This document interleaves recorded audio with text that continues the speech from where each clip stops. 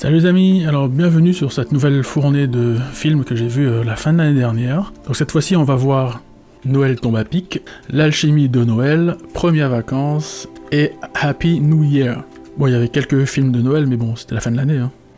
Un Noël qui tombe à pic, un Noël qui vient de loin. Bon, si vous n'avez pas la référence, c'est que vous êtes trop jeune. Bon, allez rechercher L'homme qui tombe à pic, hein, vous verrez bien, c'est une série des années 80, bon, maintenant c'est devenu vachement kitschouille, hein, ça a bien vieilli. Donc alors, Noël qui tombe à pic, bon, c'est pareil quoi, c'est une comédie de Noël, enfin une comédie romantique de Noël, et là c'est pareil quoi, c'est hyper classique, autant l'autre, celui d'avant, de Noël Diary, il y a une prise de risque, ils essaient de faire un peu différemment, mais là, celui-là, c'est vraiment hyper classique, le truc, et c'est une autoroute, hein. On sait comment ça commence, on sait comment ça finit, la plupart des intrigues, il n'y a aucune surprise, parce qu'on sait comment ça va se terminer, mais voilà, ça se laisse regarder, mais c'est vraiment, si vous aimez bien les comédies romantiques de Noël, voilà, ça vous plaira sûrement, puisque c'est assez bien réalisé malgré tout, mais sinon, pour le reste, voilà, c'est très classique, il n'y a pas grand chose à en retirer, quoi. Il n'y a aucune surprise, il n'y a aucune prise de risque, c'est vraiment la 2 fois 6 voix en ligne droite, quoi. Il n'y a rien.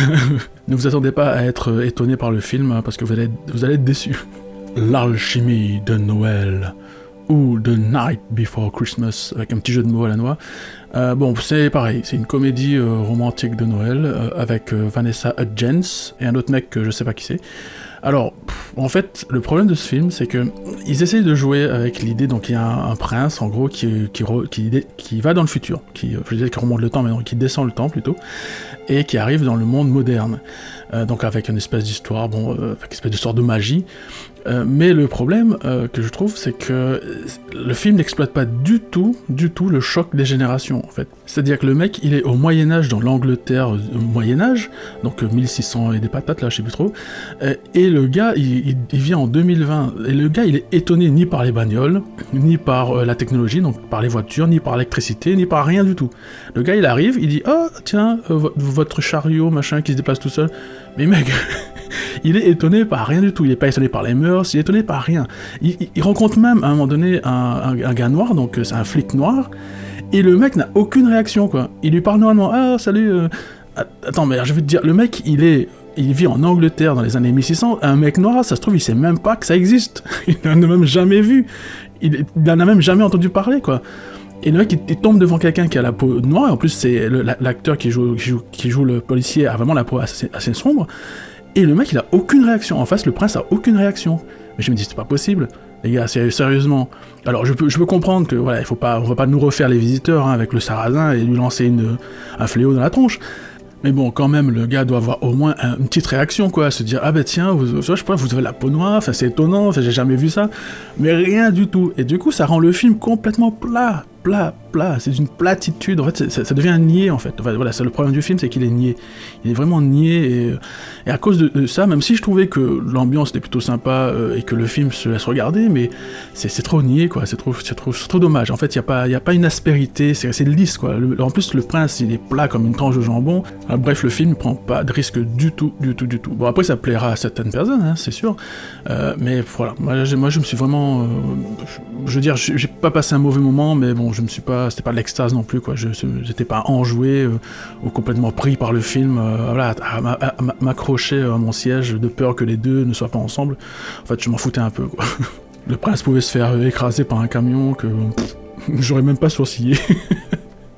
Premières vacances. Alors donc c'est a priori une comédie en fait, avec Jonathan Cohen et Camille Chamou. Et en fait, je me suis emmerdé devant ce film. Le souci, c'est que si c'est pas Jonathan Cohen, en fait, qui porte vraiment le film au niveau humour, tout est plat, en fait, tout est mou. Et c'est mou parce que c'est mal construit. Enfin, pour moi, je trouve que le scénario est très mal construit, dans le sens où il installe pas super bien les personnages au départ.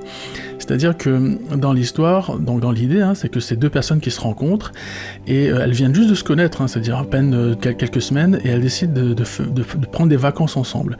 Et l'idée, c'est de voir si leur couple naissant résiste en fait aux premières vacances, où il y a du stress, tout ça, l'organisation et compagnie. Et le problème, c'est que dans l'histoire, on a le gars qui est quelqu'un d'extrêmement organisé, d'extrêmement pointilleux, qui a peur en fait, qui prend pas beaucoup de risques, qui organise tout, qui anticipe tout. Et de l'autre côté, on a la fille qui, elle est plus extravagante, exubérante, elle est plus à prendre des risques avec un côté un peu naïf, c'est-à-dire elle peut suivre des mecs lui disent ah bah tiens on va faire une fête à tel endroit, ben elle y va, tu vois, sans se poser de questions, sans se demander si ça va être dangereux ou quoi. Elle veut vivre le moment présent, quoi. Elle veut vivre sa vie au maximum. Et le mec lui par contre il est super organisé. Mais le problème c'est qu'on comprend ça en fait à la fin. On comprend ça à la fin du film, quasiment au tout dernier plan.